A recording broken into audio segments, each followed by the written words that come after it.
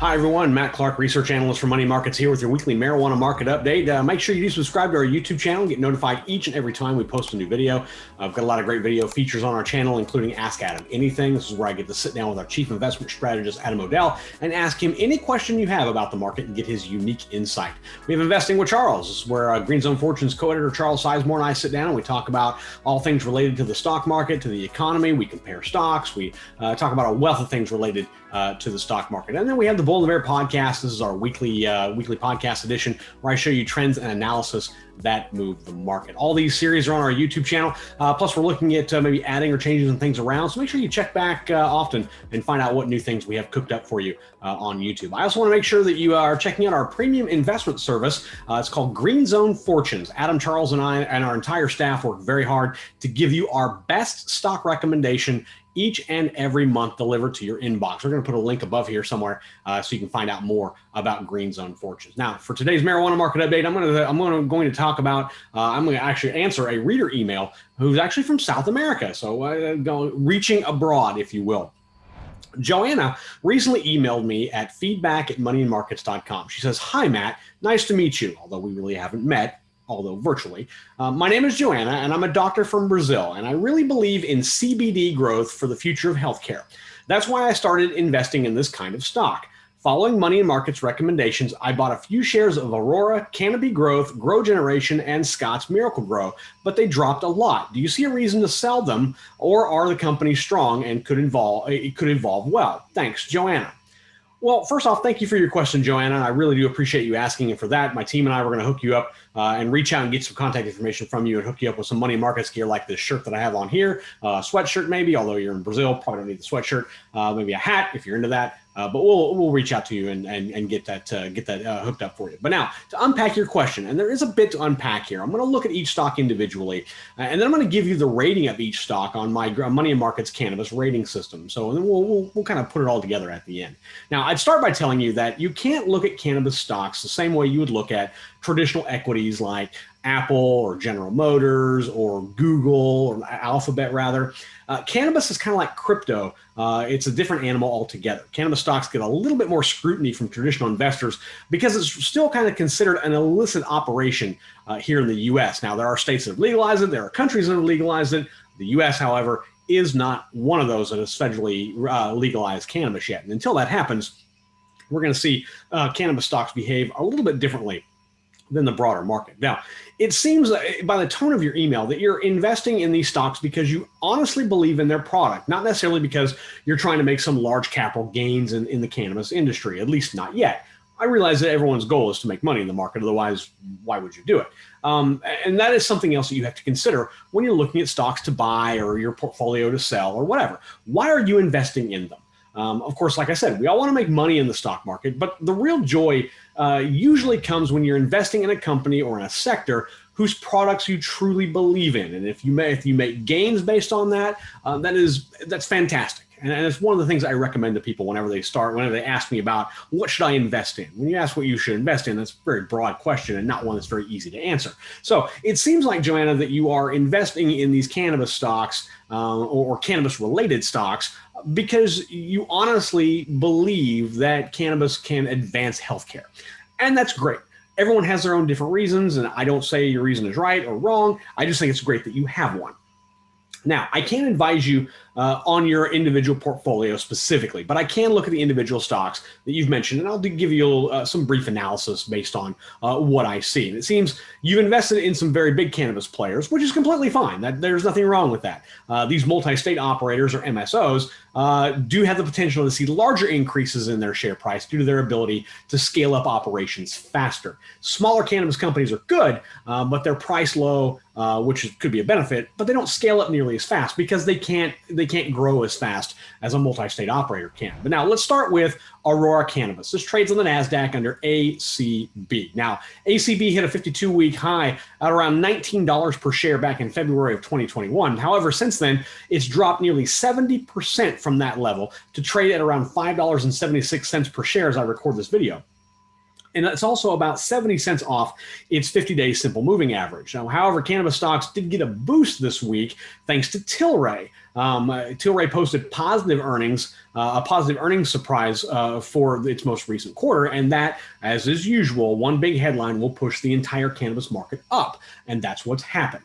And so Aurora's up. We'll talk more about Canopy Growth in a bit, but there has been a bit of an uptick. However, Aurora is still down and down significantly. It's again 70% off of its 52-week high, 70 cents off of its 50-day simple moving average. On the business side, Aurora and 22nd Century Group agreed to work with Cronos to license biosynthesis intellectual property, and Aurora has also entered into a manufacturing agreement with Valens to create new cannabinoid products, which is great. But it suggests that the company is undergoing a bit of a transformation, and that's going to cost more money than it initially brings in. Aurora has struggled to beat consensus earning estimates in 7 of the last 8 quarters. Now, Aurora does still earn an 83 on my Money and Markets cannabis rating system, which means it's still considered a very strong stock, especially when compared to other cannabis operators. So it's not a bad company, but you have to be prepared for the strong possibility that the stock may not go anywhere for a bit, or it could trend downwards still until it starts to realize some of the benefits of this business transformation. Now there's Canopy Growth Corporation, which trades on the NASDAQ. The ticker is CGC. Similar to Aurora, Canopy had a big pop in its stock price in February of 2021. However, since then, it's fallen around 83% to its current price. But that does include a 3% rise on Monday of this week, again, thanks to Tilray's earnings report. Now, to me, the biggest thing here for the company is its partnership with beer maker Constellation Brands. In 2017, Constellation, which does like Corona, if you're familiar with Corona, Constellation is behind that. They invested $4 billion into Canopy, but that investment has been a big draw, big drain rather, on Constellation's earnings to the tune of about 31 cents per share in the most recent quarter. And it means Constellation as a company is actually losing money every quarter, primarily because of that investment in Canopy. If you took away the investment and its drain from Canopy, Constellation would actually be doing well in its earnings per share. However, you have to factor that in, and it's actually losing money. So Canopy Growth scores an 18 on my cannabis rating system with very poor momentum. It's about a 12 out of 100, and mid-range value, which is about a 52. So it's okay value-wise, but that's mainly due to its stock price drop. Its momentum, however, as you can clearly see by its stock chart, is not very good. Again, Canopy's not a bad company, but if Constellation does decide the investment isn't worth continuing, it may leave Canopy high and dry and desperate for money. And you have to keep in mind here that the company reported a 39-cent loss in earnings per share in November, and that's even with Constellation's investment. If that investment goes away, those losses could get wider. Now, Grow Generation Corporation trades on the NASDAQ under GRWG. It saw its fall from grace happen a little bit more suddenly than others. After hitting a 52-week high of around $65 per share in February of 2021, the stock fell, but not nearly as much as Aurora or Canopy, suggesting that investors weren't nearly as bearish on the company, and also because Grow Generation isn't a cannabis grower, but a hydroponic supplier. So it doesn't actually grow or sell cannabis. It actually sells supplies that growers can use to help their growing efforts. Now, this all came to a crashing halt, however, when the company reported earnings per share of about 7 cents per share in the last quarter, and that missed consensus estimates by 2 cents. Doesn't seem like a whole lot, but you have to consider this is more of a cannabis stock than it is a traditional equity. So that 2 cent miss factored heavily, and it sent the stock into free fall. It's dropped 83% from its February 2021 high. On top of that, its margin was only about 4.6%, and its return on equity only about 5.2%, which is relatively low. You want those numbers to be a bit higher. You want to have a higher operating margin, a higher profit margin, and much more return on your equity. Of course, it did go through a buyout. It was buying up a lot of companies, so that's gonna play a factor as well. Now, Grow Generation scores a 25 on my cannabis rating system, which is better than Canopy Growth, but not nearly as good as Aurora.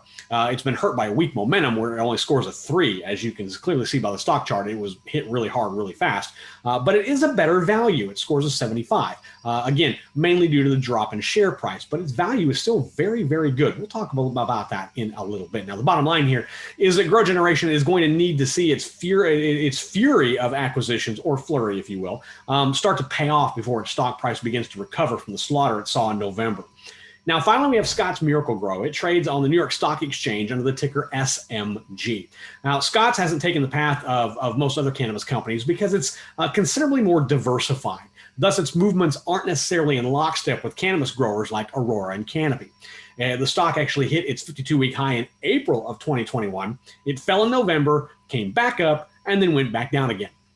However, it's had a nice run of late and is only 34.5% down from that April high, and it's trading above its 50-day simple moving average. Cannabis did weigh on SMG, but so did overall supply chain issues, probably a little bit more than the drain that cannabis had on it. Because again, Scott's Miracle-Gro is a fertilizer company, and they sell to more than just cannabis companies. So I think supply chain had a much bigger impact on the drop in share price for Scott's Miracle-Gro than cannabis did. However, Scott's does well in the spring, and we are just months away from that as gardening is going to return. And it's showing nice momentum now and should carry that into the summer months, meaning we could see that share price go even higher as we get towards June, July, and August. Now, SMG rates a 65 overall on my cannabis rating system. It's got very strong momentum, as we can see. Since December, it's moved high, it moved up nicely. It's got higher highs and higher lows, which is great. It's what we like to see. It does have low value, but again, that's tied a lot into the stock price moving up higher over the last month or so. And since it's not completely paired with the cannabis market, I look for Scott's to run back up even when cannabis stocks don't. Now, here is a look at all four stocks kind of stacked together, tracing their one-year returns. Now, this shows the total return from 1 year ago, whereas the numbers I gave you were from 52-week highs. Now, all four are still in the red, but not nearly as much as when you compare them to the highs, because we had that big pop in February for all cannabis stocks. All cannabis stocks jump massively. But as you can see, if you factor that out, then the drop isn't nearly as bad as you might think, unless your grow generation, which just got hammered, just got beat to tar, had the tar beat out of it rather in November. But the other ones, down 26%, 44%, but the other two have been hit a little harder: Canopy Growth and Grow Generation. Aurora and Scott's Miracle-Gro, not nearly as much as you might think. So it's all kind of in the numbers and how you look at it. Overall, Joanna, you've got four very good companies here that you've talked about, three of which are really struggling due to a lag in sales and overall sentiment in the cannabis market. But the reason to sell them would be to cut any losses that you've incurred since you bought them. I don't know what that is, and it's really not my business, but you could preserve capital and reinvest them if you see some positive sustained momentum. Maybe you want to cut your losses in Aurora and then take that capital that you're preserving from those losses and then reinvest it in Aurora at a lower price. I don't know. And it depends on what you want to do. However, if you're in these companies because you truly believe in their mission and their products, and that that CBD and cannabis is truly a revolutionary thing that is going to really reinvent healthcare, holding them isn't a bad option here either, so long as you can stomach the losses and the potential for some deeper cuts here in the immediate future. If you can handle that, then fine. If you're not one of those where you're looking at your portfolio each and every day or every 20 minutes or something like that, and your stomach just gets tied in knots because you're seeing these losses, then hold them. It's okay. There's nothing wrong with that because, again, these could be long-term plays. As we're going to see legalization in the U.S. eventually. It's just not going to happen maybe this year. But when it does happen, these stocks are all going to go up monumentally. So it just kind of depends on what your strategy is. And it really comes down to why you invested in them in the first place. And if it's only because you want gains, then selling at least part of your position isn't a bad idea. You can reinvest them in cannabis companies or even cannabis ETFs or REITs if you so choose, which are performing very well by comparison. But if you are a strong believer in the cannabis market, then, as they would say on Reddit, strong hands, apes, hold on to it. There's no reason to sell it off just because we're seeing dips. The cannabis market is volatile. This isn't the first time we've seen dips in the cannabis market. Probably not going to be the last either. So, and there's people who've been invested in cannabis stocks for years in the same stocks. They haven't sold their position and they see the ups and downs. So, Joanna, I'm not going to advise you to tell you whether you should sell or whether you should buy, but it really just kind of comes down to answering one question. Why are you in these stocks in the first place? If it's for gains, then selling part of your position probably isn't a bad idea. If you're in it because you truly believe that it's healthcare, it's revolutionary, and it's going to transform how we operate, how we do things involving healthcare, then hang on to them. That's really just kind of the bottom line here. I am a firm believer in the cannabis market. Unfortunately, traditional investors are putting a lot of weight into earnings, which doesn't really bode well for cannabis stocks. But I'm a firm believer in cannabis stocks. I think they're going to turn around. I think they're going to do well.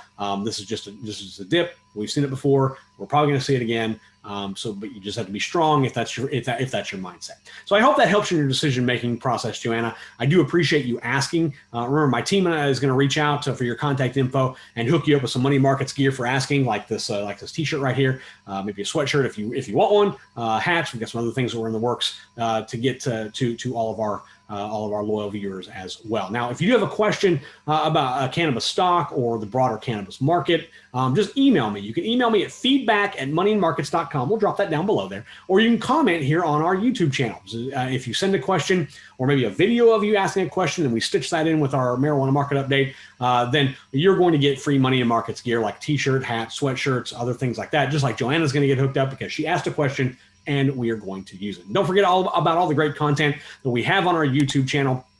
It is the best investment insight and it is yours for free. Follow me on Twitter. I give you even more insights, not just in the cannabis market, but into the broader market in general. But I also am kind of a big football, meaning soccer fan.